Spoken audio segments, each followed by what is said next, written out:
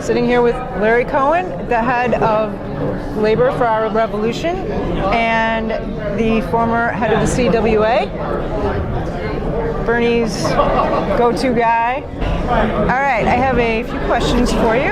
I wanted to first ask how it was you came about running our revolution. So I'm the board chair. I don't run it day to day. Yeah, I did help recruit most of the board. It was very simple. Bernie said, "Hey Larry, you know something about boards? We need a real board for this. It can't be like a family organization. It needs to be independent of me. Will you help do that?" And I said, "Sure." So that's literally how that happened. But it was because of what you said. I was active in the campaign, coordinating labor, trade work as a volunteer. It's all volunteer for me since I left CWA as president 2 years ago, almost to the day. Yesterday, 2 years. So for me, our revolution is a continuation of the campaign. When I told Bernie I would volunteer, I said, it's important to me that we're building a movement, not just a presidential campaign, and he agreed. And he did fantastic. Should have won. Yeah. Should have won. You are on the Unity Commission. That's a whole other topic, yes. It is. That's because of Bernie also. Okay, you want to tell me about it? Yeah, so at the Democratic Convention, we had brought a whole list of reforms of the Democratic Party, and Bernie agreed to not fight that out on the floor. Trump had been nominated the week before, and to bundle it into a commission. This is what happens when you're pushing for change. It becomes a commission instead of change. Anyway, he asked me to vice chair because the Clintons get the chair. So we have 8 people on there. We call ourselves the Bernie 8. Clintons have 10. Although in fairness, they're sort of hands off. It's basically these 10 people were named by Hillary Clinton, but now not, somewhat independent. And then the new chair of the party, Tom Perez, has 3. So the Unity Commission is supposed to look at 3 main things.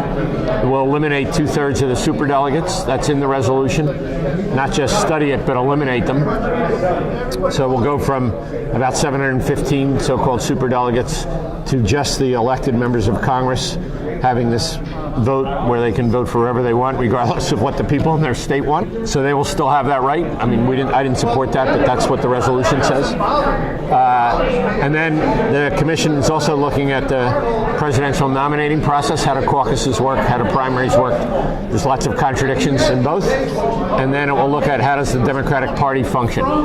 Those things will be more of, we come up with outcomes, and then we have to go to the Rules Committee of the party, and then to the floor of the DNC, Democratic National Committee. There's 450 people roughly, and get those things adopted. Okay. And even the superdelegate thing has to get adopted there, but it's mandated by the convention that it gets adopted. When does that Oh, sorry. take place? So the report has to be done by the end of the year. It goes to the Rules Committee on December 31st, and it goes to the winter meeting of the Democratic National Committee. So that's the end of January, February latest of 2018. Is there any possibility? And it would take effect in 2020. 2019. I was actually reading about that, and I understand that although some of the superdelegates that are left would be allowed to vote however they want, some would be bound by their constituents? Yeah, most. 2/3 would be bound by their states. By their states, okay. Yeah, the states. So they're delegate from the state, and they'd be bound by whatever the state did. The ones who are members of Congress could do whatever they wanted, like they did the last time, where most of them endorsed Clinton before the first caucus. Yeah. Yeah. So in this case, it would reduce that number to about 250 from 700 that could do whatever they wanted. Is there any way, do you believe that? So that's only one of the problems. Yes. But that one is actually in the resolution itself, saying that that's the way it'll be. Is there any possibility at all that we could just do away with the superdelegates? Probably not. I mean, but that's what I favored openly last year. I tried to organize that way as a superdelegate for 12 years. We need to end the whole thing. But this was the so-called compromise. I mean, we didn't have a majority, so right. So this is when you don't have a majority, when all else fails, lower your standards. Got that from the CWA, right? Negotiating. You got it. Do you believe that it's actually possible to have unity within the Democratic Party? I don't think you need unity. I think the question is transparency, democracy, tolerance for different points of view, and voting. So people vote on issues. So that would be unity, right? In a certain sense, structural unity. I think we can get closer to it. I don't think we'll have it. No, I think we can get much better than where we are now. Well, considering what the attorney for the DNC said in the motion to dismiss in the Bernie Sanders supporters' lawsuit in against Florida? The DNC, yes, it almost feels like there's no point in voting. That this is basically, we're going to decide who it is.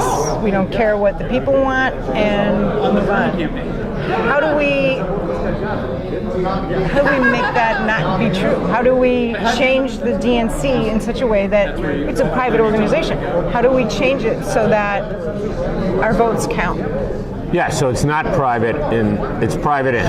So first of all, whether I agree or not with that is a whole other story. Okay. But, meaning that strategy of the party. But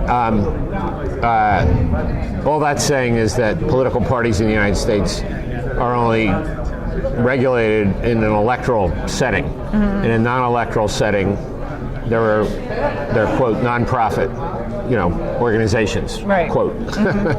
Although people make a lot of money from it. But but in each, there's 57 entities in the Democratic Party, 50 states plus like D.C., Puerto Rico, Democrats abroad, it adds up to 57. So each of the 57 have their own kind of internal bylaws. But one of the things that's going on with that revolution is people going, this was mentioned, and I never know the exact number, but something like 10,000 people, or let's call it less, 7,000, have gotten themselves, quote, elected at the lowest level of the party in their entity. That's usually like precinct captain, right? And then the party in that entity builds up from there in terms of who's leading it. And so in a bunch of states, you now have new leaders. So Washington State, Oregon, Colorado, Wyoming, anyway, there's a bunch more. I forgot some of them now. And in your old state, California, came very close. Kimberly Ellis lost by 62 right. votes. But they did elect, and I forgot his name, the vice chair is a new person who came out of, the folks that you all have worked with in California. Our strategy in our revolution isn't just do that. It's, work on issues, find candidates to run, work on ballot measures, and change the party. Right. And if you do, and the idea is if we're doing, not necessarily the same people doing all those things, but if we're doing all those things, then we have a strategy for overall change, building political organization independently, Jack Pine, but also at times trying to get our people to be the leaders of the party. So back to Florida. Florida is not one of those states that I just mentioned, but it could be. It's a big state, so that's like a bigger job, right? Than Washington's a relatively big state, but Florida's much bigger. So California is even bigger. So you saw what was needed in California. Right. All those people involved. I forgot the numbers now. That 700 people, I think, got elected as delegates, right, at the assembly district level in California. I don't remember the exact numbers, but anyway, that's a lot of work. And they came, close, and they got a little bit done. Or in Massachusetts, we heard here today how they changed the platform of the party by electing hundreds of delegates there to a platform convention. So anyway, our theory is that that's possible. It's not inevitable. It's hard. It's not hopeless. It's starting to feel a little hopeful again, I think. Yeah, it depends where, though, right? Yeah. So New York State, ironically, is very hard. A lot of our people are in the Working Families Party, so off to the side of the party, although they often cross over. In New York, you can run in both. It's one of the few states where, you got a New Yorker here. You can explain this instead of me. But you can run as Working Families Party and then also get the endorsement of the Democratic Party. Vermont has the Vermont Progressive Party. So David Zuckerman got elected Lieutenant Governor of Vermont, initially endorsed by Vermont Progressive Party, VPP, and then endorsed by the Democrats in a primary as well. And then he actually won his election. He's the Lieutenant Governor of Vermont. So, our country is a hodgepodge in terms of these state rules. And so, we have to sort of learn as we go here. Right. But our principles are based on our core messaging about economic, racial, gender, environmental justice, the issues that then come out of that, and then working to build groups that work on issues, that work on candidates and ballot measures, and work to build political parties. It's a mouthful. It is. Does our revolution take any corporate money? No. Oh yeah, that's wrong. No, and it has a limit of $5,000. We only have a few high donations to begin with, but more than $5,000 has to be adopted by the board. There's a limit, and on our website we have any donation over $250. And we actually want to be thankful of those people who've given $250 or more, but we disclose all their names. And it's a great website. NAFTA. Yeah, here we go again.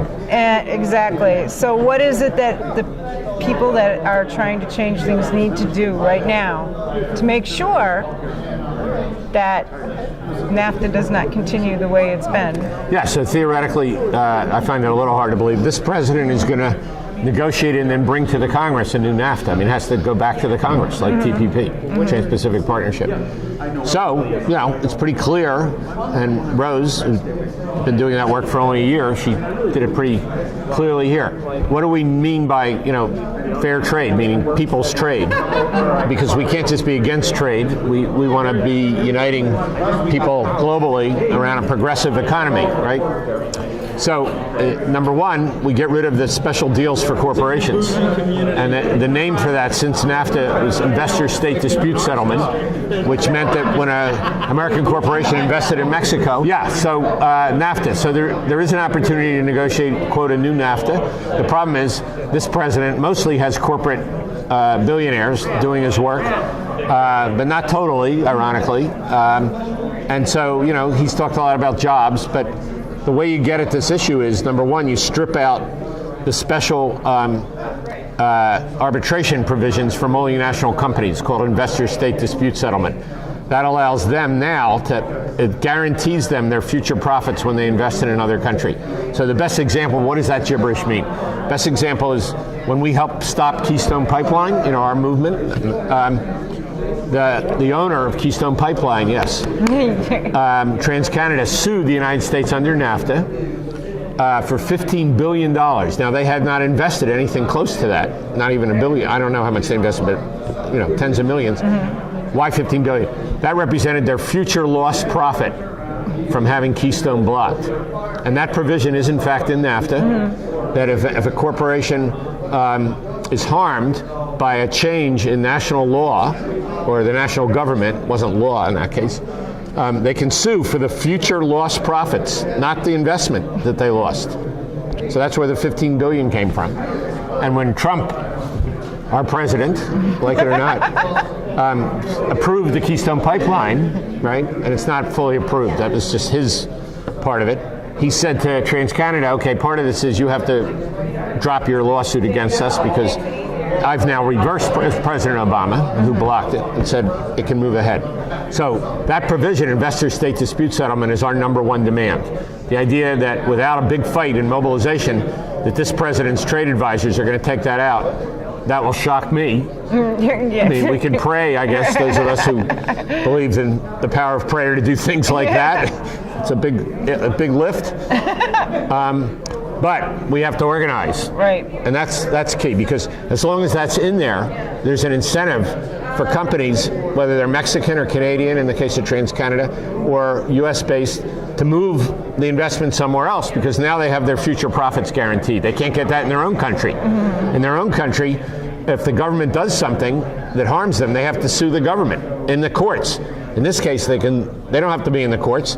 They go to arbitration, and the arbitrators are corporate lawyers who come out of the global finance community. That's one.